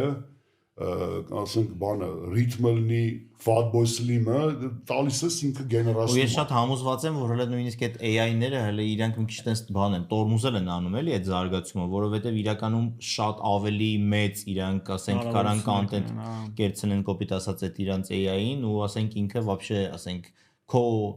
չմտածածը դաժե տենց է որ դու իրան 3 բառ ասես արդեն ինքը ասենք քեզ 100 բառ տա էլի դրա փոխարեն բայց ամենավատը գիտես ինչն է ու մեկ էլ չեն հասկանում մարդիկ որ դա AI-ա դա էլ շատ ված որովհետև ասենք AI-ով գեներացիա անող մարդիկ ով որ գեներացիա անում այնպես դաժանությամբ են ասենք ունենց հաղթանակած են հայտարարում ապել էլ ոչ մի մուզիկանտ պետք չի իրանք ուրախանում են որ ինքը կարա էլեկտրոննի ասենք այդ սարքով գեներացնի երաժշտություն որ հետև ասենք 70 տարվա արտիստի աշխատանք է քրտնաջան հասկանում ես ասում լավ ապա իսկ որ գնաք համերգի ով է ելույթ ունենալու ասում գալագրամը կսարքեն ոնց ասում բանը ոնց կլինի գարիլասը ոնց է վիրտուալ խումբ է չէ օրինակ դες իրան պետք չի որ ինքը գնա տեսնի ոնց ասենք արտիստը տանջվում կարող է միտեղ ձայնը կտրվի կարող է քրտնի կարող է ինչ որ չգիտեմ ֆաշ նույնիսկ կենթանի երաժշտությունը հաղորդակցությունը էմոցիոնալ կապ է էներգետիկ արտիստի հետ այդ ամեն ինչը ինդուստրիան ուզում են փլուզեն այդ սարսափելի վախենալու վտանգավոր բան է գեղարվեստական արժեք չունի այդ երաժշտությունը ունեց արագ տարածվում որ չգիտեմ ոնց են դեմը առնելու որ մի պահ օրինակ խելքի գան դե կառնեն գիտես ոնց է լինելու ես միշտ ասում եմ ոնց որ այդ միտքը շատ պատկերավոր է նացիստները հрьяաների վրա դեղին աստղ էին չէ անում հագուստի վրա որ տարբերակ էին AI լուբոյ գեներացիան այդպես սպիտակավորված է լինելու որպես ցածրակարգ product-ի ցուցանիշ այսինքն AI լինելու է ոնց որ fast food-ը համեմատ չգիտեմ են լավ այսինքն բան է խոհանոցի հետ բանով հա ինքը կարծում ես որ էժանագին product-ի ցուցանիշ է լինելու հասկանում ես ու երևի դրա պատճառով դաժե ասենք ձերքի աշխատանքը ավելի կարող է թանկ ու ավելի բան դառնա այն որ ասենք օրինակ չգիտեմ ոչ մի լուրջ կամպանիա որ Rolex Mercedes երբ որ Rolex սկսի նկարել պայմանական ասենք AI գեներացված մուզիկալի ֆոն չի տնի իրանք կպատվիրեն միևնույն է կոմպոզիտորը կստեղծու իրանք դրանով ցույց կտան իրանց ստատուսը որ մենք այնուամենայնիվ մարդկային մշակույթին ենք ասենք հայցում կամ վստահում կամ այսինքն Արամ ջան դու նկատի ունես որ լուրջ լեյբլները դա տարբերելու են ու չեն թողարկելու այդ մարդկանց տրեքերը չեն թողարկելու լինելու առանձին լիգա AI գեներացիայի այդ մոտավորապես ոնց որ հիմա չէ մրցումներ կա ասենք դոպինգով մրցումներ կան չէ օրինակ կան օրինակ լիգա բաների սպորտսմենների որոնք որ ելույթ են ունենում դոպինգ օգտագործելով օրինական կարելի է ասենք դոպինգով իրանց լիգանա իրանց ռեզուլտատներով իրանց ռեկորդներով եւ այլն բայց ոչ մեկ դրան լուրջ որպես սպորտ չի նայում հասկանում ես որտեվ դա այդ սպորտսմենները ուսիլիցելներով արած ուժեղացրած է հասկանում ես ինքը խեղաթուրած է ինքը փոփոխված է մի խոսքով ես չեմ սիրում AI գեներացիաց մուզիկա Ես կարծում եմ պետք է դա լիներ շատ չնչին ինչ որ հնարավորությունների չափի մեջ էլի դու հա ճիշտ ես ասում որ այդ տվածա շատ sense քիչ կարա եւ շատ ոնց որ հնարավորություններ իրանք ոնց որ քիչ բարի կալիք են տալիս էլի ոնց որ ասենք նույն այդ GPT-ները բաները իրանք ոնց որ դաժե ասենք Sam Altman-ն էլ է վերջերս էլ ասեց որ ասեց մենք տիպը շատ մեծ ավելի հնարավորություն ենք հիմա տիրապետում պրոստը հիմա որ միանգամից էդի տանք մի հավատա հա որ հա կարա մի բան հաստատ ասեմ օրինակ Claude ունի միթոսը իր նոր ասենք մոդելն է որը որ թեստերի ժամանակ այնց արագ կոտրեց սա այնց բաներ էր կոտրում ասենք սկսած կրիպտո դրամապանակներից որ վախեցա միանգամից փագեցին ասին հոп մի հատ եկեք հասկանանք ոնց ենք սա թողելու մարդկությանը որովհետև կրիպտոգրաֆիային է դեմ դուրս գալի այսինքն մարդիկ վտանգված է լինում ընդհանրապես ցանկացած թվային ակտիվ չես կարող իրան պահես որովհետև ինքը այնտենց ոնց որ դրա վրա վարժեցրած լինի որ իդեալական կոտրում է խակերական զլոմ է անում ու կան տենց որովհետև առելի հաշվողական հզորություններ կա որը որ ունեն ասենք այնտեղ չգիտեմ անտրոպիկն է բալանտիրը այդ ատելի կամպանիան որը որ պատերազմներն է ասենք սպասարկում եւ այլն մի հավատացեք ժողովուրդ ջան մեծ մասամբ ես կարծում եմ որ AI-ի հետ կապված խոսակցությունները հայպ է դե AI-ը այսօր ֆունդամենտալ բաներ ինչ որ մենք ուզում ենք մարդու հետ համեմատենք տուպը չի կարողանում անի այսինքն ինքը չունի իր ինքնանկալումը ինքը ցիրուցան եղած համակարգ է որը կարա մի մասը հաշվողական վեկալի վերցնի ներգություն հաշվողական մի մասը կարող վերցնի այս ինչ սերվերներից են մեկը մյուսից ինքը չի զգում իրան որպես ամբողջական բան մեկ չունի խիղճ չունի վախ որ իրան ինքը չի լինի կվերանա այն տիպի ինչպես մարդուն է վերաբերվում չունի էմպաթիա եւ այլ լիքը բաներ դա կարաս արհեստական ցույց տաս կամ նմանացնես բայց չկա այդ անկալումը ոտիդ եղունգը դու զգում ես որպես քո մարմնի անբաժան մաս ուղեղով AI-ը չի զգում իր ամբողջականությունը, հասկանում ես, դες համեմատել իրան մարդու հետ, որպես ամբողջական մտածող միավոր, դա խոսքով դա արածա որպեսզի ասենք այդ նավթ վաճառած արաբները, ասենք դες միլիարդներով չամադաններով, հա, գան տենց այդ AI-ի մեջ փող դնեն։ Մեկը մյուսից հետ կոնտրակտներ կնքելով շրջանառություն են մեծ ցույց տալիս, մեկը մյուսի գրպանն է դնում։ Այս ինչ ընկերությունը կոնտրակտ է կնքում սրա հետ, մեկը ֆինանսավորում է սրա, կնքում են մեկը նրա հետ է կնքում, թվում է թե մեծ փողեր են պատտվում, հա, թեմայի մեջ, բայց արդյունքը մի խոսքով այն գումարները, որոնք որ ներդրած է, ստանալ բաժանորդագրություններով հետ անհնար է։ Պիտի կամաց իրանց սկսեն մոնետիզացնել նույն Պենտագոնի հետ կոնտրակտներով։ Չգիտեմ, ասենք դեղագործական կամպանիաների այդ կոնտրակտները, որ օրինակ շատ արագ, ասենք, հիվանդության բուժումներ գտնեն, ունիկալ, ասենք, ունիկալ դեղեր մշակեն, ինչ որ, չգիտեմ, քաղցկեղի դեմ, հա, յուրաքանչյուր կար չէ, մտահղացումը, որ յուրաքանչյուր մարդու համար պատվաստանյութ ստեղծեն քաղցկեղի դեմ եւ այլն, ինդիվիդուալ, համապատասխան իր արանքումբին, չգիտեմ, մետաբոլիզմին, ֆլանֆստանին եւ այլն։ Այդ տեսակի բաներով կարող են մեծ կոնտրակտներով փողեր հետ բերել, բայց ստեղծել այդ միլիարդները, որոնք որ դրվում է, էկոլոգիստի այդ վտանգները բնապահպանական, որը կրում են այսօր AI-ի զարգացումները եւ այլն, դա հետ բերել իմ պատկերացմամբ հիմա հաստատ կան մարդիկ, որ իմ հետ չեն համաձայնվի, ասեն դե ապագան AI-ն է, բայց այդտեղ էլի հարյուրավոր հարց կա, այսօր մարդիկ ասում են դե AI-ն է մենակ աշխատելու ասում մարդիկ ինչ են անելու։ Դες որ տունը կնստեն, կստանան պարտադիր եկամուտ։ Չգիտեմ, Բեզոսլովնի դախոտ հասկացություն կա տենց, հա։ Ռոբոտները աշխատում են, մարդիկ նստած են, պարապ։ Իսկ ամենահիմար բաները այս աշխարհում պարապ մարդիկ են անում, ասեմ ձեզ։ ոնց է այդ մարդկանց զբաղվածությունը ապահովելու, տնտեսական համակարգներն փչանալու քանդվի, տղեկ ջան, որովհետև տեսեք, ռոբոտից հարկ չես կարա վերցնես։ Ասում հարկահավաքության վրա բյուջեները երկրների, ումից են հավաքելու այդ փողը, որ այո, մարդիկ եթե այսինքն հարկելու են ում, յուրաքանչյուր ռոբոտին են հարկելու, անկախ նրանից ռոբոտը ինչով է զբաղվում, տանը սուրճ է եփում, թե ասենք գործարանում, չգիտեմ, բաներա, շուրուբավերտով աշխատում, հա, պայմանական, հա, ամեն յուրաքանչյուր ռոբոտի համար կոպիտ ասած սահմանեն, օրինակ, չգիտեմ, գումար, այ ռոբոտ ունես, աշխատացնում ես, արել ես այս կամպանիայից, այսքան բյուջե վճարի, բայց այնտեղ համակարգն է փչանում։ Այդ մարդիկ, որոնք որ գործարանից 1000 հոգու հեռացրել ես, բերել ես 500 հատ ռոբոտ, այդ 1000 հոգուն ինչով ես զբաղացնելու, ոնց ես ապահովելու իր, մի խոսքով, այդ մի քիչ հիմա այդ հայպը շատ է AI կապված տղեկ։ Սպասենք, մի քանի տարի էլ սպասենք, ասենց արագ-արագ զարգացավ էսի մի 4 տարվա, 3-4 տարվա մեջ։ Կարող է հա լինի, կարող է այդ AGI-ը, որին որ ձգտում են, ասենք ի վերջո վաղ թե ուշ լինի։ Անհերքելի է, որ AI-ը այսօր խնդիրներ է արագ կարողանում լուծել, որ մարդը չէր կարող անել, օրինակ սպիտակուցների, սա հնարավոր սպիտակուցների սինթեզները մի շաբաթվա մեջ արեց, հնարավոր։ Դրա համար մարդկությանը սովորական գիտական խմբին 10000 տարի էր պետք։ Այդ առումով բրավո ծափ ենք տալիս, շնորհակալություն։ Ահռելի մեծ շտեմարան, ասենք, գիտելիքների եւ այլ, բայց հիմա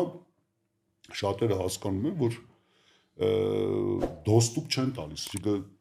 չեն տալիս հնարավորություն, որ AI-ը իրանց ռեսուրսին հասանելի լինի, կարողանա հասնել։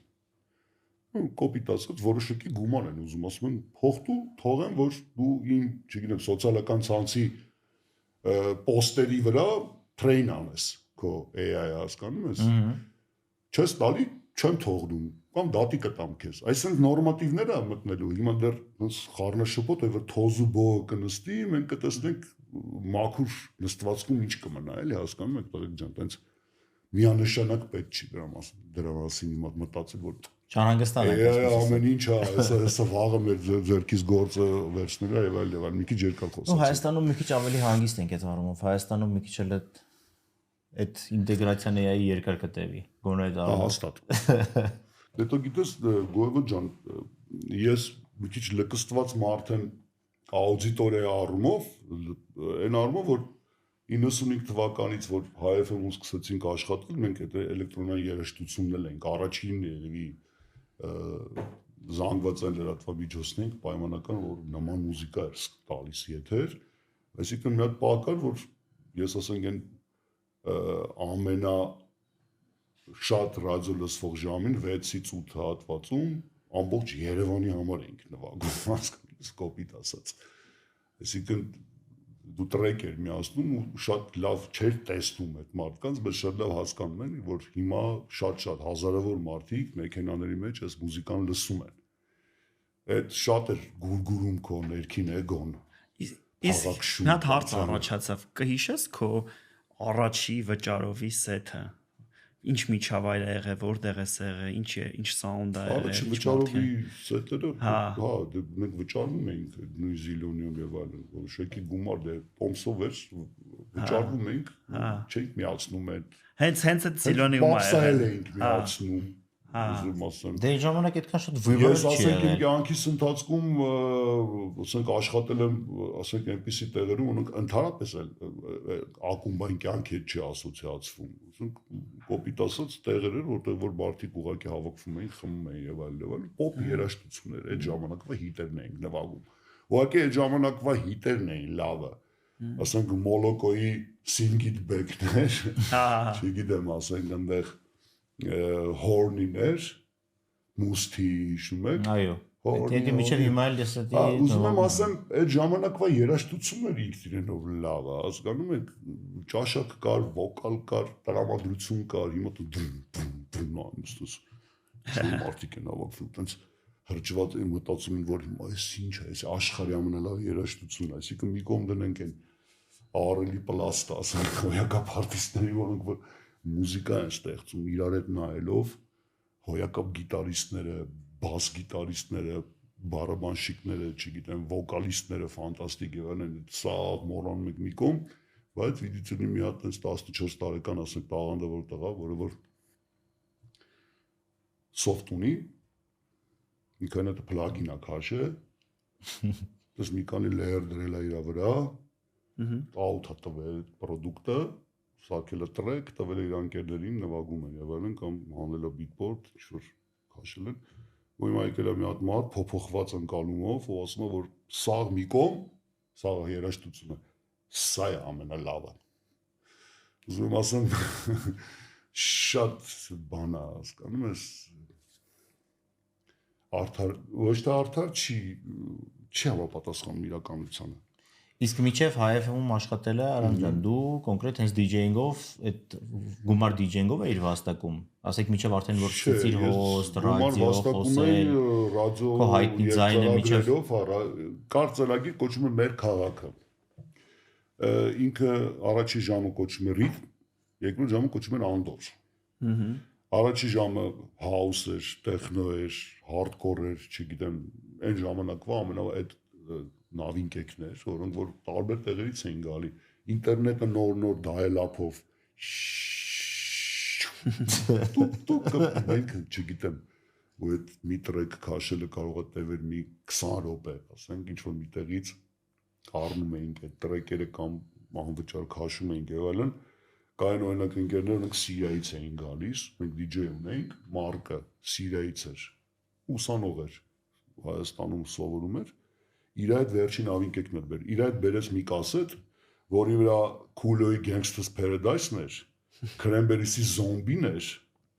ու էլի ֆանտաստիկ գործ էր, բյոտ բան եւ այլն, ու այդ մի կասետի պատկերացնում ես ինչ էր բերել մեզ, ասենք մենք այդ եթեր, դու պատկերացնում ես ինչ հաճույք էր առաջին անգամ Հայաստանում եթերում միացնել օրինակ Coolio-ի Gangsta's Paradise-ը։ Ու պատկերացնես ինչա կատարում մեր մեջ այդ նաուշնիկները դրած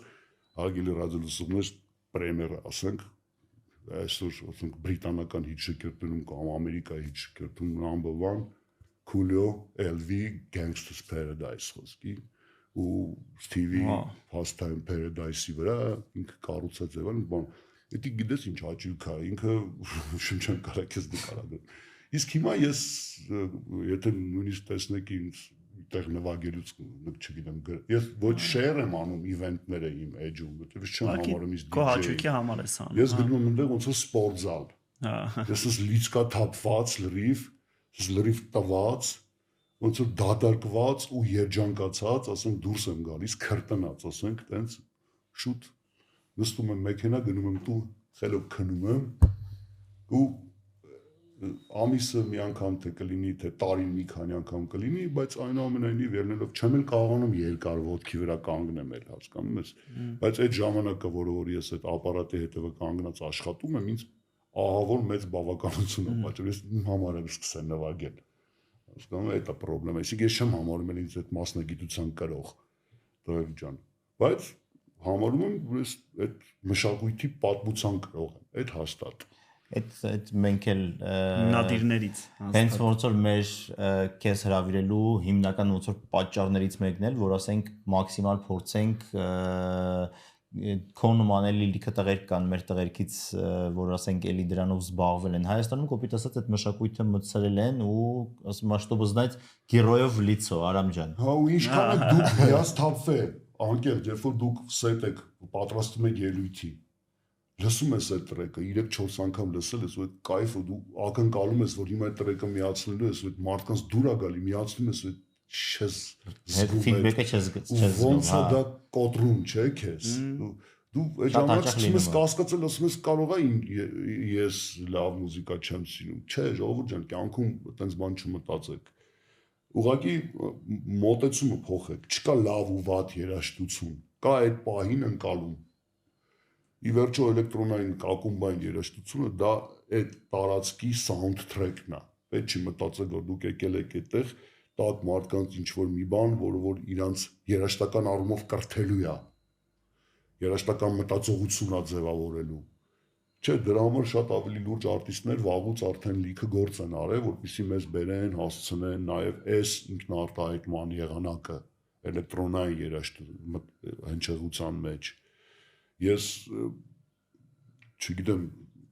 բայց միևնույն ժամանակ պիտի ընդունենք, որ այդ ռիթմը մեր ժամանակի մեջ ամեն տեղ է։ Դուրսը էլեկտրոնային սարքերը, որոնք որ մեզ շրջապատում են։ Եվ որ Դեյվ Գեյանին հարցրեցին, ասում են Depeche Mode-ի 81 թվականի առաջի ալբոմը, որ թողեցիք, այդ մեջ ինդաստրիալ ձայներ ա, այդ զնգոցներ, դում, այդ էլեկտրոսինտեզներ եւ այլն, ասում է որտեղից էլի ձեզ մոտ այդ ինչով եք vocation չվի, ասում է մեր քաղաքով։ Basildon քաղաքում են դե հիմնավորել այդ քաղաքը, Լոնդոնի պրիգրոդ է։ Այնց Արվարձան է, ինդուստրիալ քաղաք է, գործարաններով։ Մենք դպրոց էին գնում, այն վերևից ասենք այն մեծ, ասենք այդ բան հաստոցի վրա ջունգ, այդ ձենը գալիս է։ Մենք ասում ենք մի ուրիշ գործարանում ուրիշ չնք, սենց ասում սարքեր էին աշխատում։ Ասում ամեն ճանապարհը դպրոց գնալու, մենք ասում ոնց որ այդ ասում այդ շխշխկոցների ինդաստրիալ ձեների ներքո ենք մեծացել։ Ու իտողում մեծ խորը հետ կա թողը մեր երաշտական մտածողության վրա, հասկանում եք, տենց բաներ կա, այսինքն մենք ուզենք թե չուզենք, այսօր այնքան էլեկտրոնային սարքերով ենք պզոցներով, դզոցներով, բիթերով, ձեներով, այդ հավատա 100 տարի առաջ այդքան ձայներ չկար։ Ոնց որ հիմա։ Ու իրականում հիմա արտիստներն էլ են քիչ թե շատ կան տենց արտիստներ, ովքեր որ հենց այդ լայվ ձեների, այլ ոչ թե ասենք էլեկտրոնային plugin-ների ու ասենք էլեկտրոնային սինթերից են վերցնում այդ ձայները, այլ հենց կոպիտ ասած հավաքագրում են էդի դրսից։ Մեր լոկալ արտիստներ էլ կան, մի քանի հոգի ունենք ու համել ուզում էի կակրած այտենց լեգենդար մարդկանցից խոսելուց հենց ուզում էինք այսօր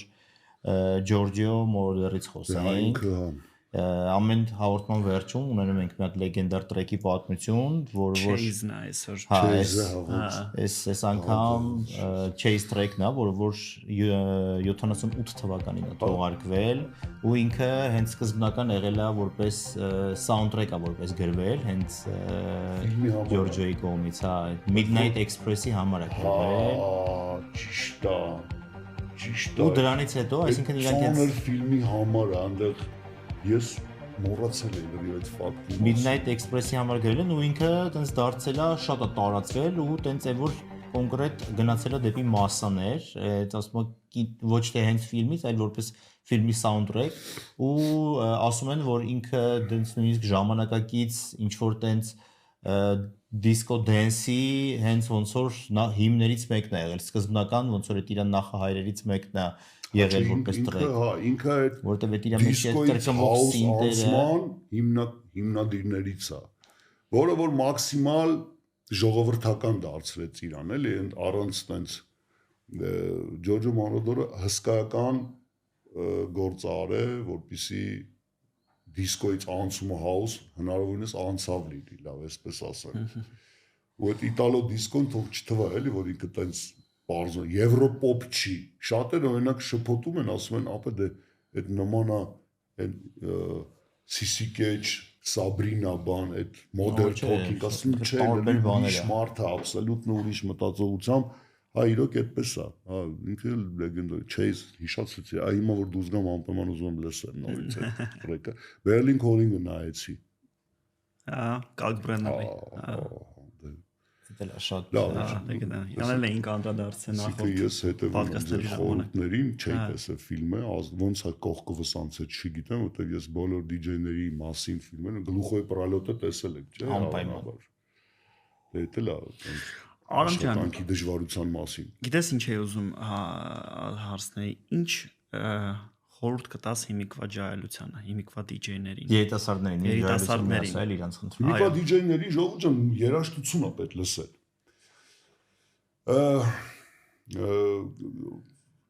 Տենց հասկացություն կա насмотрим մեզ, երբ որ խոսում են ֆիլմերի մասին։ Այսինքն դժվար է գնահատել կինեմատոգրաֆը որպես գործունեության ժանր, եթե դու օրինակ չես տեսել, չգիտեմ, Ստենլի Կուբրիկի Կասպիցկի Օդիսեան, կամ ասենք, չգիտեմ, Կնքայը, Գրոսնի Ատեցը կամ էլի ֆիլմեր, որոնք որ համարվում են ժանրի դասական բաներ։ Պետք է լսես երաժշտությունը, որպեսզի հասկանաս էվոլյուցիան։ Ոնց է այդ ամեն ինչը ի վերջո եկել, որպեսզի արժևորես։ շատ երիտասարդներին իրոք թվում է, որ այդպես միշտ եղել է ինտերնետ, միշտ եղել է Beatport, Juno download, էլի ինչ որ տեղեր, ասենք Spotify, էլի ինչ որ բաներ, սթրիմինգներ, որտեղ որ կարելի մուզիկա լսել, ինչ ուզում ես։ Վինիլի ամբողջ կայֆը գիտեք ինչն է, իրանք ֆիզիկական կրիչ է, երաժշտության ինֆորմացիայի ֆիզիկական կրող է։ Քիչ են մարդիկ, գնաք վինիլ լսելու համար դու պետք է համոզել, չէ՞, որ տունը պետք է աղմուկ չլինի, դու ինչ որ տես պիտի գաս, հանգիստ միջավայր լինի, որ բացես, այդ հանես, ասենք, հա, բանակից ասենք դնես։ Ռիտուալ է։ Հա, ռիտուալ է, ինքը ավելի ինքը որոշակի, ասենք, աուդիոֆիլի բան է, ասենք մելոման, աուդիոֆիլի, որը որ գնահատում է տակ այդ լավ։ Հա, որովհետև նույնիսկ ես վերջերս մի հատ աուդիոֆիլի էի լսում, ինքը ասեց իրականում, որ ասում են տիպը վինիլի որակը սենց են, ասում են եթե դու իրական հիմա ասում ես լավ headphone-ներով, ասենք բարձր որակով ինտերնետից, ասենք հիմա բանաս, ասես շատ ավելի բարձր որակ է ինքը, ինքը ասում է շատ ավելի բարձր որակ է, բայց վինիլը ասում է դա ռիտուալ է, որ ասենք դու դա թե չէ, թեկուզ դա իր մեջ է չխչխկոցը, իր կտկտոցը, հա, դա է իր կայֆոն։ Շատ քիչ են մարդիկ, օրինակ, որոնք որ կարան այդ վինիլներով, ասենք մուզիկայի մեծ ինքը ավելի շատ ես կարծում եմ էլի մարքեթինգային բան է հիմա հատկապես,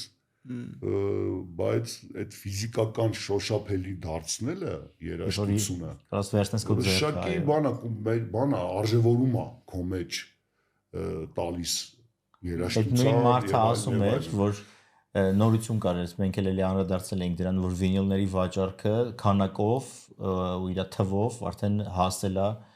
70-80-ականներին վինիլի ամբողջ աշխարհում որ այն ժամանակ մենակ վինիլով էր երաժշտությունը, այսինքն այդ նույն թվերին է հասել հիմա, բայց ասում է,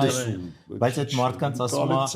հա, ասում է 70%-ը նույնիսկ պրոյեկտել չունեն տունը, այդ մարդիկ ովքեր որ ուղղակի առնում են այդ վինիլները, որ ունենան, բայց իրանք չեն լսում այդ տունը բերում են դնում են ուղղակի դրա համար նույնիսկ կոլեկցիա ալակում որոշակի, որը որ ասում կարող անցնի ինչ որ մի ժամանակ կա չէ իմ չգիտեմ թանգարաններ կարաս գնաս տեսնես առաջին համակարգիչները, չգիտեմ, դիսկետներ, պերֆոկարտաներ։ Նույն հիմա էլ արդեն դաժե հիմա ասենք նույն նայում ես ինչ որ տենց լավ ստուդիաների ինչ որ լավ զապիսներ, որ ինչ որ limited քանակներ են եղել, օրինակ չգիտեմ, կան, ասենք չգիտեմ, Beatles-ը նայում ես 1 միլիոնած զապիս։ White label-ներ կա օրինակ։ Հա, որքեր շատ թանկ են։ Zeppelin-ները, Hun, չգիտեմ, այնտեղ նույն Rolling-ները եւ այլն ունեն white label-ներ թողած։ Ասենք շատ քիչ limited edition մեջը իրանց ինչ որ էքսկլյուզիվ ասենք extended track-էր, հա, մեջը poster կա, որը որ էքսկլյուզիվ ֆոտո է։ Մենակ այդ բանի մեջ ակից, ասենք գիտես ինչ գներ է, կոլեկցիոներներ կան, ասենք բնակարանը կարող է վաճառեն, էդի ձեռք բերեն։ Միշտ նախանձել եմ գիտես այդ մարդկանց, որոնք այդտենց այդ հավաքածու ունենալու ձգտման կուլտուրա ունեն, էլի շատ հետաքրքիր բան է շատ։ Մենք էլ շատ ողջունել են այն DJ-ները, ինձ թվում է Սվեն Վատի նման, Արգերկարտո Վիլալոբոսի նման, որ մինչ օրս պահել են այդ իրանց վինիլային սեթերը, only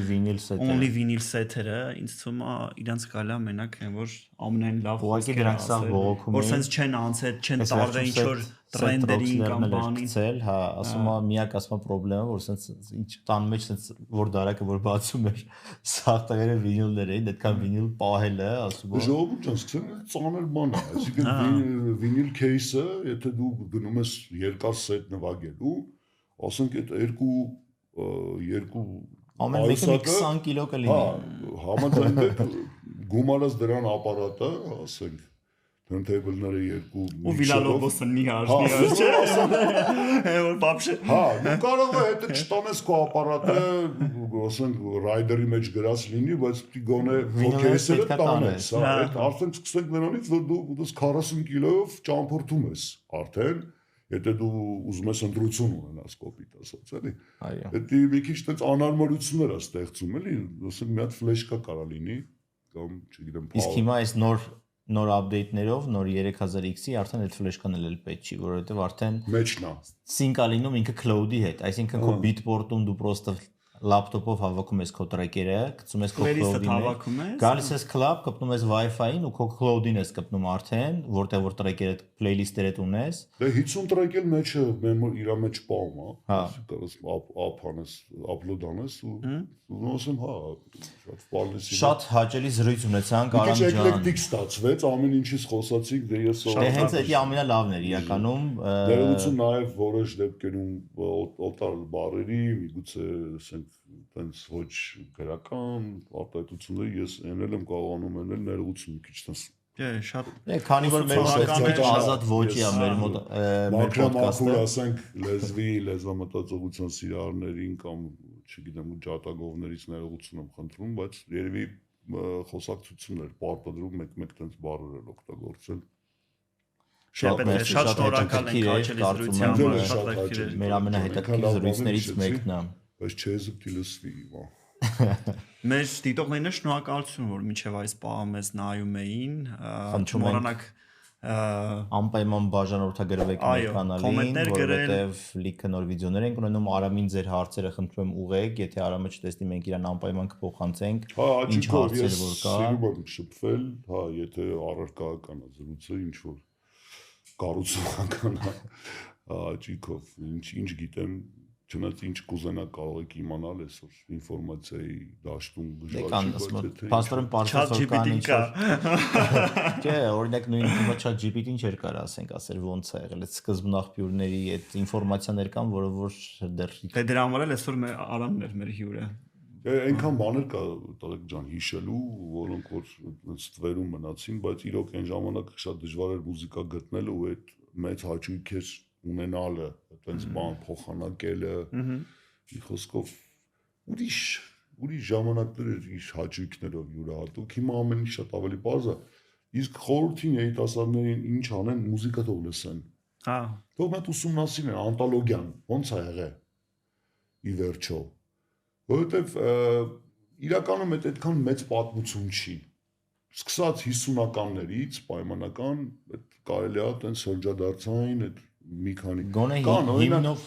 հա գոնե այն հիմնական այդ բաները պետքա լսես օրինակ եվրոպական էլեկտրոնշիկների նույն ֆրանսիական, գերմանական, ամերիկյան, անգլիականը լրիվ իր չոր հնչեղությամբ եւ այլն շատ հեղափոխական բաներ է տվել երաժշտության Անգլիան առասարակ լինի դա ռոք երաժշտությունում, ջազում, թե ասենք ջազում ավելի շատ ներկայումս սկանդինավյան ջազ, ասենք խորհուրդ Ուզում եմ ասեմ, ինչքան DJ-ը երաժշտություն լսած լինի, ինչքան իր ներաշխարհով անցկացնի այդ երաժշտական կառուցվածքները, մտածողությունները, ինքնաարտահայտումները, արտիստները, վլն այնքան ինքը ավելի հարուստ կընկալի երաժշտության աշխարհը առհասարակ։ Ու ավելի հարուստ երաժշտություն կտա։ Զավատի սլավա։ Այդքանը։ Շնորհակալություն։ Մերսի շատ։